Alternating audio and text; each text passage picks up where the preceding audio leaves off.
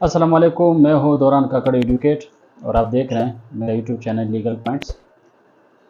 आज एक और बहुत से अहम टॉपिक के साथ आपके सामने हाजिर हुए हैं। कुछ ऐसी गलतियाँ हैं जो एक बंदा अगर एक प्रॉपर्टी बेच रहा होता है वो कर देता है, ठीक है, या नासमझी में या लालच में या ट्रस्ट के बेस पे किसी पे भरोसा करके वो कुछ 3-4 ऐसी बुनियादी गलतियाँ कर देते हैं कि उसके लिए बहुत बड़ा मसला बन जाता है। उसकी प्रॉपर्टी उसके हाथ से निकल जाती है। वो जिस चीज़ के लिए प्रॉपर्टी बेच रहा था, कभी कभार इंसान को ज़रूरत पड़ जाती है अपनी प्रॉपर्टी सेल करने की, वो सेल नहीं करना चाह रहा होता। कभी कभार हालात ऐसे बन जाते हैं कि वो मजबूरन उसको प्रॉपर्टी उसका अपना जायदाद बेच देना पड़ जाता है।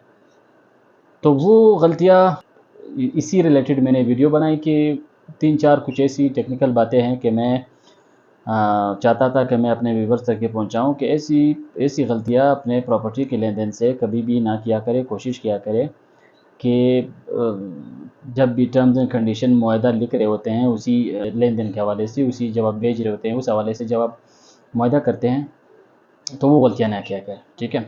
टॉपिक पे जाने से पहले अगर आप मेरे यूट्यूब चैनल पे नए हैं, अभी तक आप अपने सब्सक्राइब नहीं किया तो काइंडली चैनल को सब्सक्राइब करें ताकि मेरी इसी तरह दिलचस्प वीडियोस की नोटिफिकेशन आपको बर वक्त मिलती रहेगी। प्रॉपर्टी के लेन देन से क्या होता है, आपने एक प्रॉपर्टी बेचनी होती है। आप क्या करते हैं, नॉर्मली जो प्रैक्टिस में चल रहा होता है, आप क्या कहते हैं, एक प्रॉपर्टी डीलर को कह देते हैं कि यार मेरी ये प्रॉपर्टी है, इस जगह पे मौजूद है, मैं इसको इतने प्राइस तक बेचने के लिए, इतने अमाउंट तक इसको बेचने के लिए तैयार हूँ, ठीक है। 10 लाख आपने बता दिया, 15 लाख बता दिया, 20 लाख बता दिया कि इसके नीचे मैं नहीं।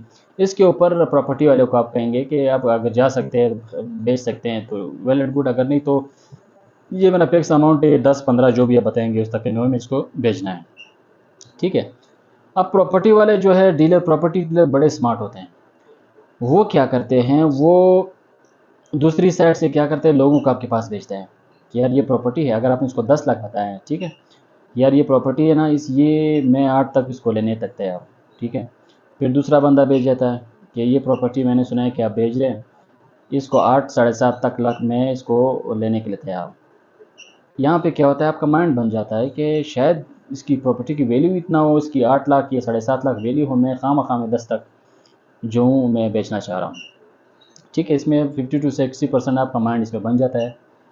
फिर क्या करते हैं, प्रॉपर्टी डीलर खुद आपके पास आता है, क्या करता है कि यार मैंने बहुत कोशिश की, मैंने बहुत से लोगों का, कोई भी बंदा जो है वो 8 लाख ये से ऊपर उसको ख़रीदना नहीं चाहता, ठीक है।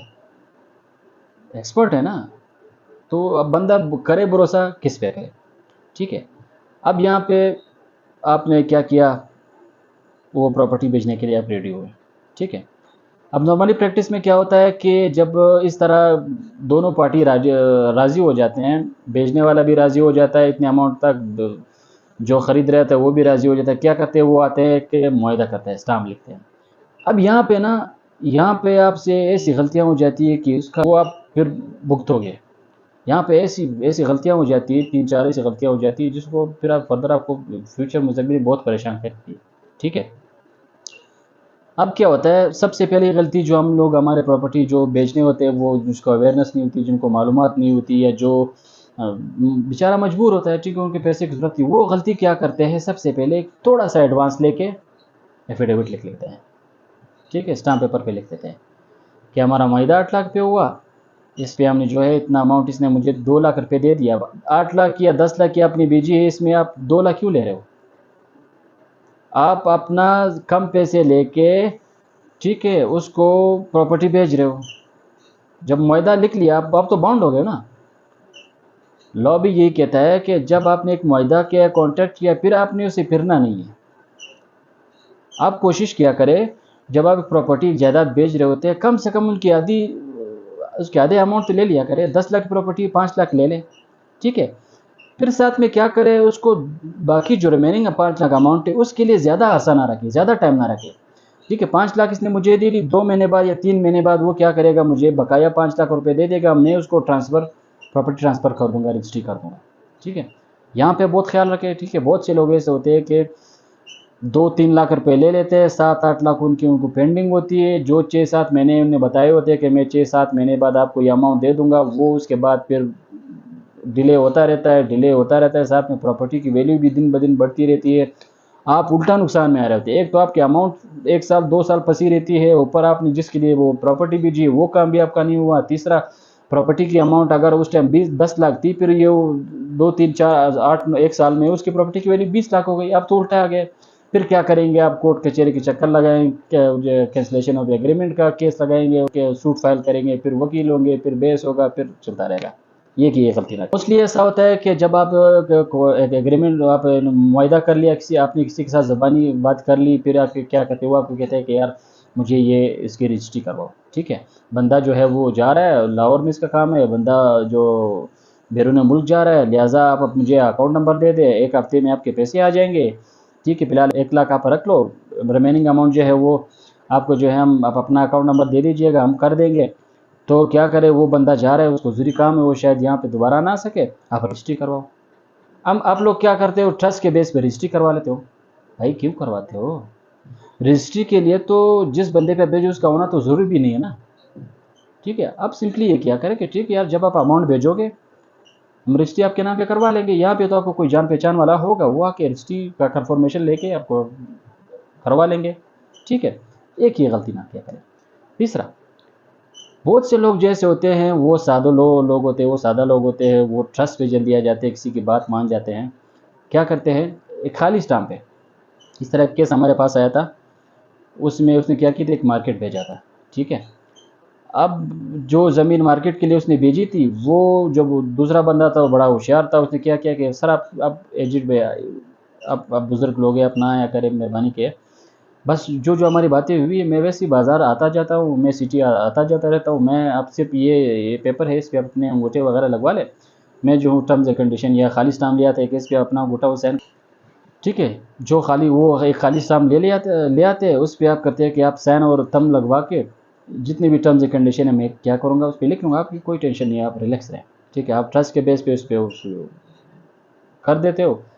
वो आके ना अपने अपने मुताबिक जो भी उसकी दिल चाहता हो उसको टर्म्स एंड कंडीशन लगवा के कॉन्ट्रैक्ट में आ गया, आप आ गए, आप फंस गए। तीसरा, ये गलती कभी भी ना किया करें। ठीक है। चौथा, फिर वही बात आ जाती है चौथे में कि आप किसी पे भरोसा करते हो, आप उसको पोजीशन दे देते हो। वो आपको 2-3 लाख दे के कि यार ठीक है, हमारी बात तो हो गई ना, मुआहदा भी हमारे साथ में हो गया, आप क्या करें, 10 लाख का प्रॉपर्टी है, 10 लाख मैंने आपको देना है, इसमें 3 लाख आप रख ले और साथ में जो है मुझे पोजीशन दे दे।